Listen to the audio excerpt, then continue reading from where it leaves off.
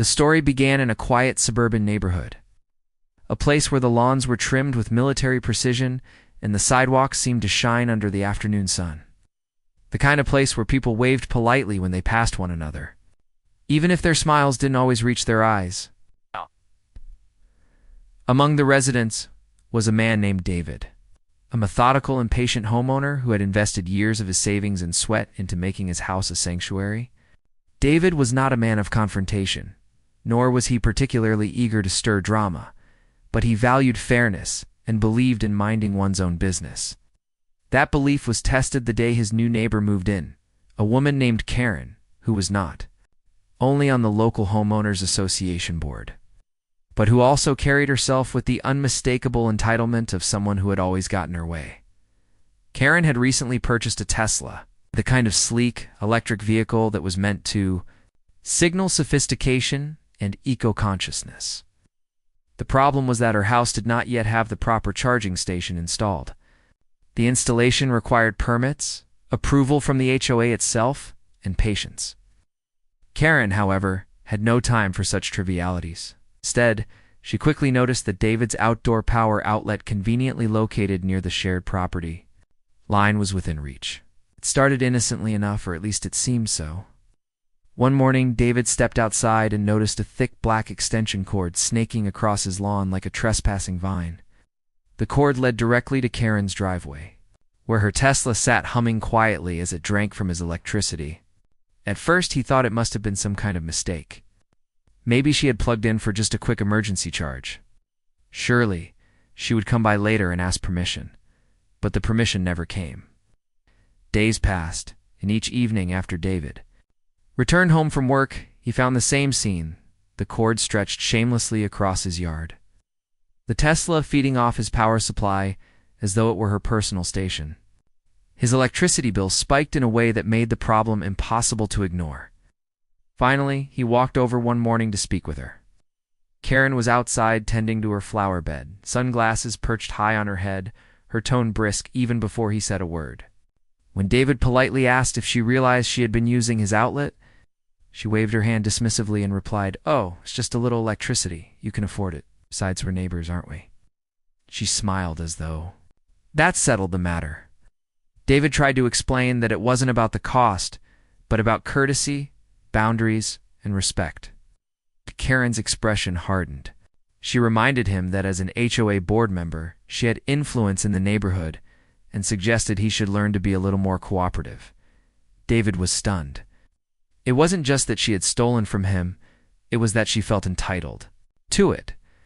He could have taken the matter directly to the HOA, but Karen was on the board, and he knew how those dynamics often worked. Complaints about board members had a way of vanishing into the void, or worse, being twisted into accusations against the complainer. So he decided to bide his time, documenting everything. He took photos of the extension cord, kept copies of his electric bills, and even installed a small camera on his porch to record the activity. The evidence piled up, yet Karen remained smug, strutting about the neighborhood with her Tesla gleaming in the driveway as if nothing could touch her. Weeks passed and David grew tired of feeling like a victim in his own home. The breaking point came one particularly hot afternoon when a power outage struck part of the neighborhood. His home generator kicked in automatically, humming steadily, while Karen's house remained dark. Within minutes, he noticed that familiar cord once again, dragged across his lawn to siphon off his backup power. That was the moment when David decided enough was enough. If Karen wanted to steal his electricity so brazenly, then she would have to deal with the consequences. David was no stranger to electrical systems. He worked as an engineer and had a knack for understanding circuits and power distribution.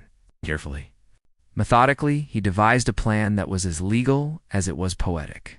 He installed a specialized surge protection device on the exterior outlet, the kind that was perfectly safe when used properly, but capable of releasing a sudden jolt if tampered with repeatedly or overloaded by a hydro appliance like a car charger. It was not designed to harm people, only to protect his home while ensuring that anyone foolish enough to abuse the outlet would learn a painful lesson. He waited. He didn't have to wait long. The next evening, David watched from his front window as Karen once again dragged her cord across the grass. She plugged in, oblivious, her Tesla blinking with its familiar charging lights. Hours later, the surge protector kicked in. Sharp snap cracked through the quiet night, followed by the sight of her Tesla's charging screen flickering erratically. Karen rushed outside, her voice shrill as she cursed at the machine. Sparks had popped near the connection, and though no fire started, the charging module in her car was fried. The repair would cost thousands. She stormed over to David's door, pounding furiously. When he opened it, she accused him of sabotage.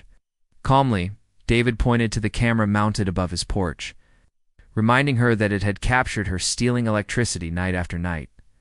He explained that the outlet was his property, that he had installed standard surge protection for safety, and that if she had chosen to steal power against his repeated warnings, then the consequences were her responsibility. Word spread quickly through the neighborhood. At first, Karen tried to rally sympathy, telling everyone that David had maliciously targeted her. But when David showed his neighbors the footage weeks of recordings of Karen trespassing, plugging into his outlet, and ignoring his direct requests, the tide turned. The same HOA board that she once lorded over could no longer shield her. Neighbors who had quietly resented her arrogance began speaking out. Within months, she was removed from her HOA position. Her Tesla remained a sore reminder of her own arrogance, and her once imperious demeanor was reduced to bitter glares whenever she passed David's house. For David, the resolution was not about revenge, but about reclaiming dignity. He had endured theft, entitlement, and intimidation, and he had managed to respond with patience, documentation, and clever problem-solving.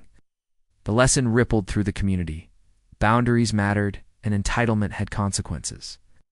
Karen's downfall became the kind of cautionary tale whispered with amusement at block parties and over backyard fences.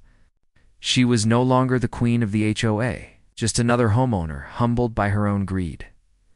In the end, David sat on his porch one evening, watching the sunset glow across the neat lawns of the neighborhood. The air was still, and for the first time in months, his outlet sat unused, his electricity bill back to normal. He felt a quiet satisfaction, not from the damage done to Karen's Tesla, but from the knowledge that he had stood his ground. Respect had been restored not by shouting, not by escalating hostility, but by letting the truth and a little ingenuity do the work.